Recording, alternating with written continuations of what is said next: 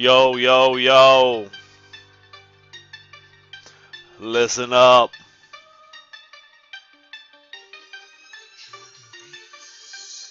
to my new hip hop to tell you about the government as a cop.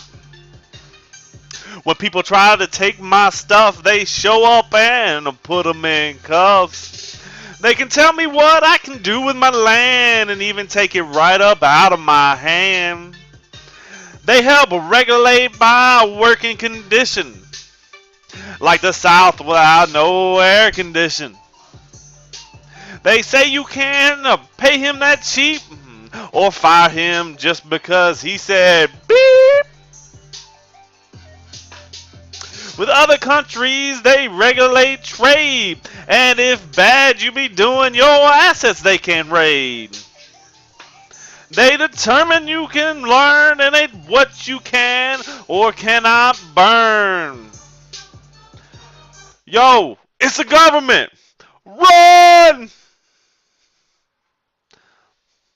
All right. So, uh, here today to tell you about government as the police officer. We've already discussed government as a referee. Now we're going to talk about how they act more as a police officer. So, remember the economic goals we started off our class talking about? Well, freedom's not the only one people want, and they're willing to give up some of these freedoms in order to achieve some of the other goals, and the government's intervened to reach these goals in the free markets, such as efficiency, growth, security, equality. Land.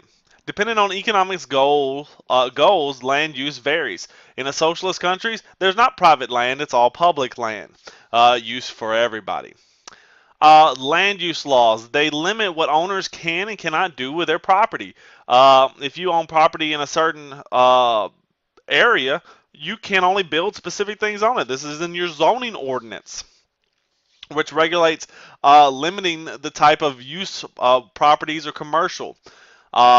Like if I want to build a commercial, a business, a commercial building, I can't build that in a residential zoned area. Or if I want to build a house, I can't build that in just a commercially zoned or an industrial zoned area. Now, there are mixed uses and so forth. Building codes. They can tell me what kind of building I can build on my house. If I built my building too tall, if I didn't use the right materials, they can come in and tell me, yo, you got to stop or you got to redo this, you got to tear this down. So they can regulate all this kind of things. Su casa es mi casa. Eminent domain. This usually storms up a hornet's nest because it's the right of the government to forcibly purchase private property for public use. Whoa, they can do what? So basically, if let's say they're going to come in and build an interstate in front of your house, and or they're going to make a four-way interstate in front of your house, and they need to take up part of your property to do this, or they need to take up part of it's going to run through where your house is. If it goes through and they use eminent domain, they can come in and they will pay you for what your house is worth, but you have to sell. Even if you don't want to sell, that was your great grandma's house, and it's been in the family for 4 generations. They can still come in and say, boom, this is ours. We're using eminent domain, and we're taking this property. What are your thoughts on this? You can kind of see this political cartoon here that shows, local governments, and this has gone to the Supreme Court, and they've used these Supreme Court rulings on eminent domain to come in and take the private property of homeowners. Labor. They come up with labor laws. They can regulate the relationship between employers and employees. They can set forth wages. If you look at what Obama's doing right now, he's trying to increase the minimum wage to $10.10 an hour. I remember, way back when it was like $4 an hour, $4 and I think 15 cents an hour, whenever I was in high school, and now it's like $7.25 an hour. Working conditions that you can't work. They regulate like how bad the conditions are that you can work in child labor laws about, how old you have to be and how much you can work at certain ages and so forth. Working hours, what kind of hours, how many hours can somebody put in before they're not allowed to do this job or that job. Even in hiring and firing, they can regulate Donald Trump. He can't always just tell somebody you're fired. There's regulations on that, and regulations on what you can do before and after that. Prices. They can set price ceilings, which is makes a.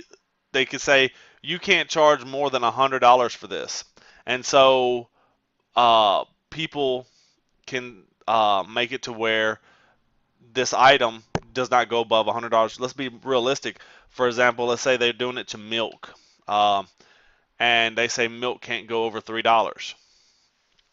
Okay, so milk can no longer exceed that $3 limit if they put that price ceiling on it. But this leads to shortages because people buy it up because it's no longer influenced by supply and demand. As the demand's going up, the price is not shifting, so that's going to cause the supply to lessen. Price floors, they set them as low as it can go.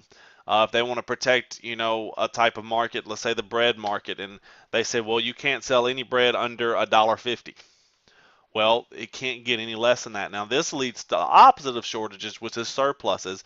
Not everybody will be able to buy the bread, so there's extra bread. Again, it's messing with the supply and demand. And this happens on like things like gas, agricultural commodities, and so forth, in order to protect those industries. It's more prevalent during wars and other national hardships that you'll see price ceilings and price floors. Rationing, that's another thing that tends to happen in wars. It's a restriction on certain goods to a specific amount. It's become similar to government planning in a command economy. They say, hey, you can only get so many gallons of gas. You can only have so many loaves of bread, so many gallons of milk. Once you've reached your limit of during this time period, this month, this week, or whatever, then you're done. And they did a lot of rationing during World War II, the Great Depression, and so forth. And this leads to sales on the black market. People selling things on the black market, prices skyrocketing because demand's high and supply is low. International trade. They can say quotas, the limit on amount of certain goods that can be imported. They can say, okay, well, we can have so much coming in. We can have 100,000 of these items coming in.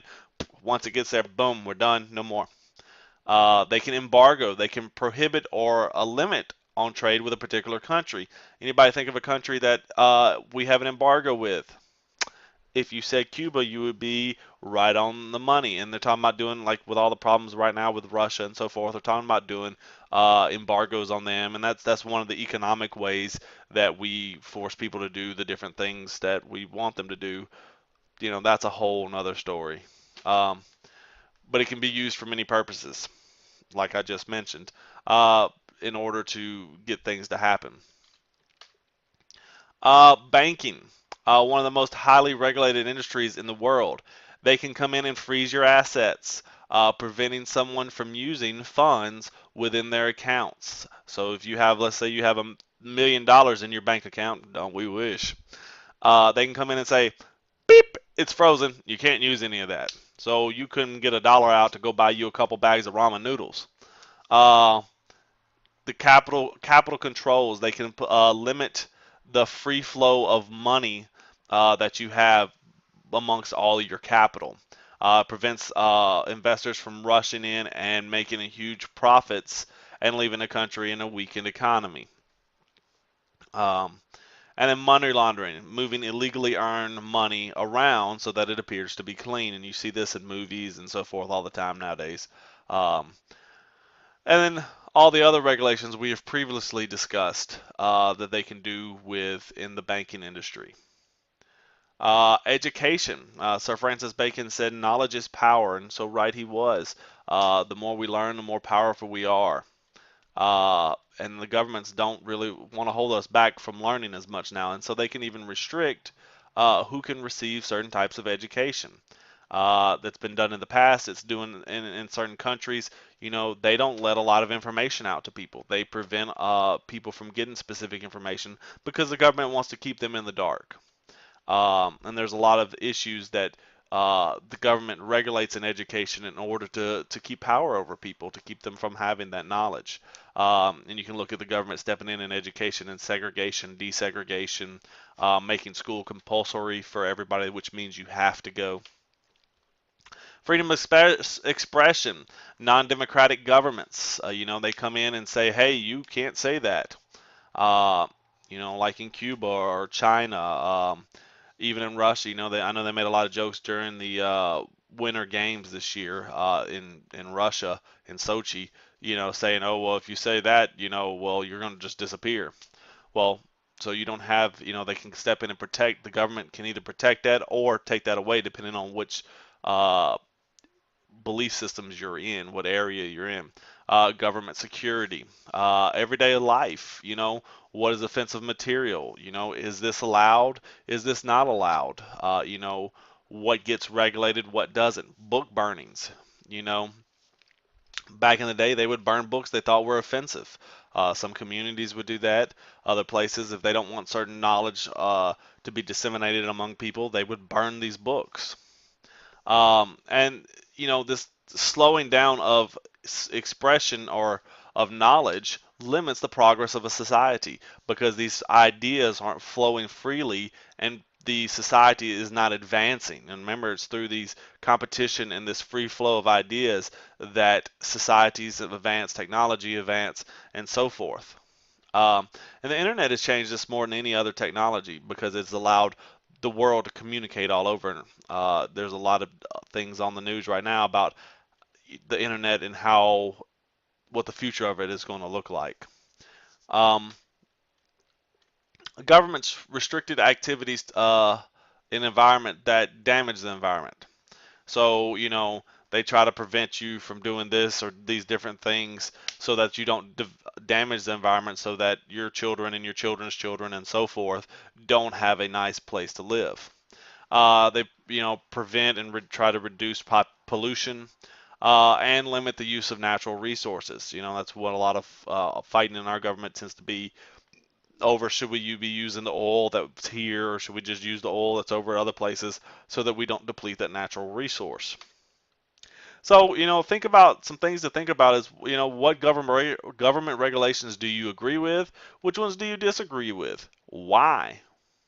And then, do you see any other areas that need the government to step in as a police officer?